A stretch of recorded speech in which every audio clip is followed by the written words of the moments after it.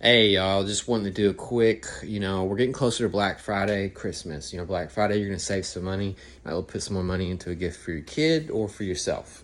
So, if we're looking at different electric dirt bikes, obviously we can start the lower tiered one, E-Box 2, E-Box Dragster, things like that.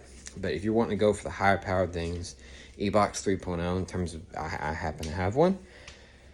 I think it's an excellent bike as a starter bike or as a specific pit bike use. If you're going to get this thing and try to get full like dirt bike, 125cc and up feel, you're not going to get that from this. But that's fine. I love mini bike riding. So, I mean, it's fun to hoon around on a little bitty tiny bike, especially with a big old pink helmet. You get a lot of stairs and laughs sometimes too. With that being said, we're heading into Christmas, so I'm thinking, we talk about if you should spend the extra $1,000. And at 6 foot tall, 215 pounds, the Electro & Co. Mototech kit works, but it gets really hot really fast with me on it. Now, with the power wise, I can see it still shoots out from underneath me, so it's not like it's weak. It's just, it feels like it doesn't like the hills with my weight on it as much. I would like to change the brakes on it, but that's one of the beauties of all of this is that you get to upgrade your stuff and change things you don't like about it. So you can go ahead and grab this and then upgrade the forks later, the shocks, all kinds of things. With that being said, with so many bikes right around the same range, I think, if you're willing to spend the money, I'd go ahead and go up if you're looking for full-term riding, scooting around town, maybe trying to register it and actually ride on a road safely at the full speed. I would go ahead and go with a RAR Mantis X or an Alta Sigma. Now, Alta Sigma, of course, 98 volts, really high speed. You don't have to have that, but it would be good to have it if you need it on the road, because it's cool and well to say that my E-Box 3 goes 45 miles per hour, but if a car's coming, I need to take off. Will it work enough? Or will it eventually get to 45? Because I've maxed out at around 38. I might need to find a better spot to test it, but that's about the highest I've gotten. Back to what I was saying, I would go ahead and spend the extra $1,000, get the RAR Mantis X, and hoon around on it until you decide you want to move up and get something else. You could sell that a lot easier, I think, than my hobby E-Box 3.0, because I did put stuff together. Now, the battery discharge rate is different. The E-Box 3.0 is 180 amp peak, and I believe the RAR Mantis X is 80 amp peak. So, in terms of what you can play with motors and stuff, vast difference there.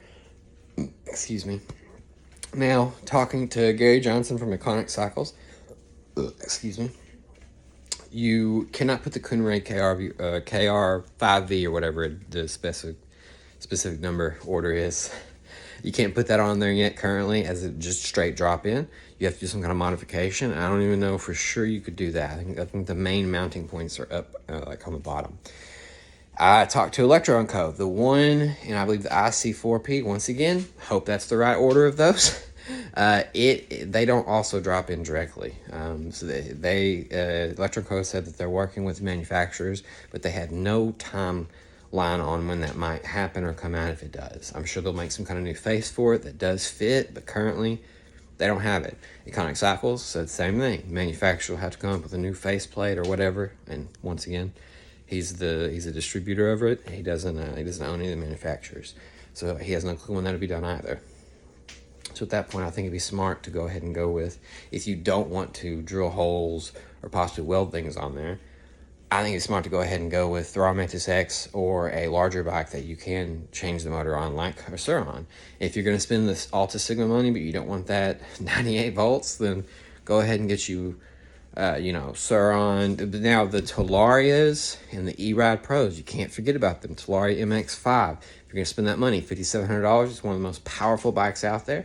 And now with E-Ride Pro 3.0, that's, once again, jumped higher. We're just playing this game of jumping slightly higher every few weeks. So to sum up my ranting of the different bikes, I only have first-hand experience with the E-Box 3.0. So in terms of would I get this for my son, who's a teenager and is going to keep growing and probably want something faster and bigger, I would not. Now, would I get it for my younger child and turn the power down considerably or lock it on mode 1? Without a doubt. I think this will work really great for, 9 to 12-year-old, but especially young man, you're getting in that 13 to 16-year-old range. They're going to want something bigger sooner or later, and you're going to end up spending another $3,000 versus just spending the extra $1,000. I'm really hoping to be able to get a RAR Mantis X soon, so I can go ahead and do an actual apples to apples comparison. I'm not talking a $2,000 dirt bike versus a $30,000 dirt bike. I'm talking 24 versus 34. That simple, something you can actually make a decision on in a month or two, rather than having to wait a whole year or two to get that kind of money difference. Especially if it's a gift for your child. You know, you might be able to save some extra money on Black Friday.